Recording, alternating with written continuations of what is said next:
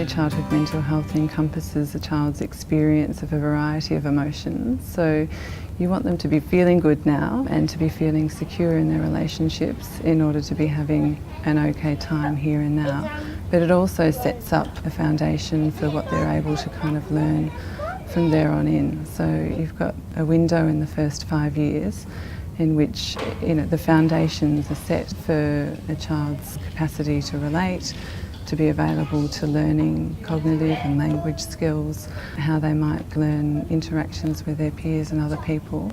And obviously all of those foundational skills has an impact on what school's like for them later on, how they feel about themselves, what sorts of relationships they're going to be drawn to, what they're going to be like as a relationship partner, both to their peers and later on to family and so forth. And so you can see kind of the trajectory of, if you get it right in the first 5 years, the impact that it's going to have really for the rest of their lives. Early childhood mental health is really about how we better promote social, emotional and psychological development of children from birth up until the preschool period.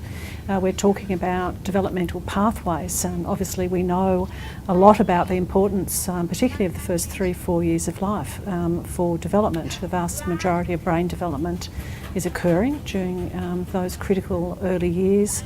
Brain development is very much shaped by environment, by the context of parenting, by attachment relationships. So it's actually a crucial developmental period where children lay down the foundations for later psychological health. Children's sense of agency is a concept in the early years learning framework. It's about children being active contributors to their own experiences and learning. Supporting that sense of agency has major implications for practice. It's about giving children real choices, letting them do things for themselves and be as independent as they want to be and as they have the skills to be, letting them have some control. Educators' sensitive and responsiveness to children, that is, noticing what they're doing and trying to communicate and attempting to respond, is powerful acknowledgement of children's sense of agency. Supporting children's sense of agency is an integral part of showing respect. Here we have some everyday examples that show decisions educators have made to encourage children's sense of agency. These children get their own crockery from the cupboard before eating. This child is engrossed in using scissors. Even though she's challenged by using them, the educator decides to let her continue rather than take over. The mealtime routine in this service encourages toddlers to place their own bowl on the trolley when they're finished eating. The child initiates a hug with the educator and she responds. Do you want me to wipe your face? With the kids? In this family daycare setting, children sign themselves in. And the educator allows the children to choose what they want to do next. Would you like me to read another book? And allows this young child to pour her own drink. So it's clear that what happens in early childhood sets the foundation for what happens later in life in terms of mental health. So what kind of social and emotional learning and development happens in early childhood? What kinds of skills do children start to learn? Well, pro-social behaviours really means socially effective and socially attuned interactions. So we're trying to help children develop a sense that they live with others, that they can understand how relationships operate, that they can have certain values in terms of relationships. So fundamentally, we're talking here about empathic understanding of the feeling states of others, which is a very important developmental milestone, but also that children can use that effectively. So it's more how they would use that understanding of others in a way that promotes social cohesion, conflict resolution and positive social interactions. Now, of course, parents start doing that right from the beginning, and it's a major component of bringing up young children, is helping them understand how relationships operate, how their own behaviours can have an impact on someone else.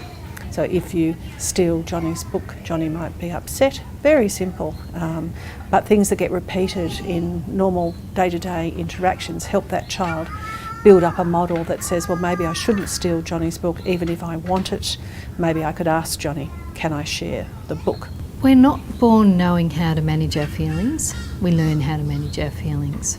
And this is the job of infancy and early childhood, is to learn how to manage one's own feelings.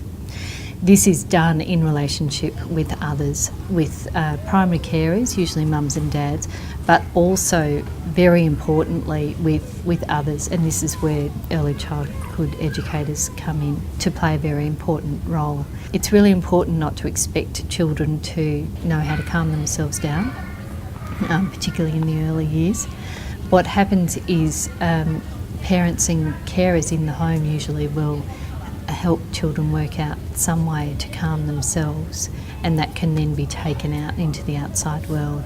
So in the beginning it starts with lots of cuddling and quiet, soothing words that are spoken to upset babies and small children, and then it moves on to more and more sophisticated strategies until the child themselves starts to know through repetition over and over and over again that they can calm themselves by whatever it is that works for them. Holding on to their teddy often works. Going off and playing in a corner and reading a quiet book might work. Some early childhood education centres have got places to go that are really quiet with a lack of stimulation, sometimes even a tent. That helps children learn how to regulate their emotions. You know, social and emotional skills or social and emotional learning is such a broad category. I guess, you know, the first thing a lot of us would think of is that social skills is about learning to relate to others, and emotional skills is about learning about your feelings and learning how to express your feelings. There's so much more to it though, because I think emotional learning, well, obviously it's about regulating your emotions and regulating your behaviour. I think social skills is a lot about learning skills and learning ways to be in a group, ways to be with other people. The skills that you learn, what you learn about how to relate to other people, and what you learn about how to express your emotions. And I would add to that what you learn about how you should feel about your emotions, but what you learn about what's okay to feel. It seems to me very directly informs your sense of self. And so through those experiences, through social experiences and through the experiences of other people responding to you, you develop a picture of yourself. All of those who are involved in working with children in the toddler and preschool period can really support children's development, but particularly psychologically and socially. And one of the key elements that children need in that age group is about emotional intelligence, if you like, or helping children develop a vocabulary that allows them to express themselves, to give them words that help them describe emotional experiences, labelling of feeling states in self and in others. I think the focus on social interaction is really a focus on building up empathic understanding. So young children are in the business of learning about the impact of their behaviour and feelings and actions on others. We also want to encourage what we call, pro-social development in children, so that children actually start to understand that they can have an impact on others and that others might perceive or feel about things differently from them. The pattern and order of each child's learning and development is somewhat unique. Although, of course, there will be some things that are common to many children, each child will progress and show evidence of their learning and development in different ways. These ways are affected by many things, for example, culture, health status, experiences and interests. Although there is an age range during which most children acquire particular capabilities, learning dispositions and knowledge, learning and development do not always progress in a linear and smooth way. There will be bursts, stops and starts, and perhaps even backward steps.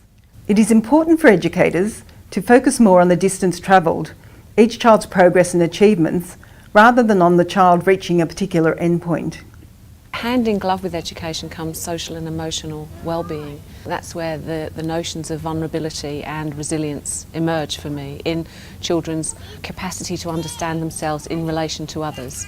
So I think that vulnerability and resilience is children starting to understand that they're separate and individual human beings through relationships they have, and depending on the quality and safety of those relationships would indicate where a child might be on the kind of platform or spectrum of vulnerability and resilience. I don't think they're mutually exclusive. I believe children can be vulnerable and resilient. The relationships that children have would give them opportunities to explore some of those. Like, for example, for children to be curious about things that are a little bit dangerous to them or a little bit uncertain, that I would imagine, and I know I do, I would feel vulnerable exploring something that's a little bit unusual or uncertain.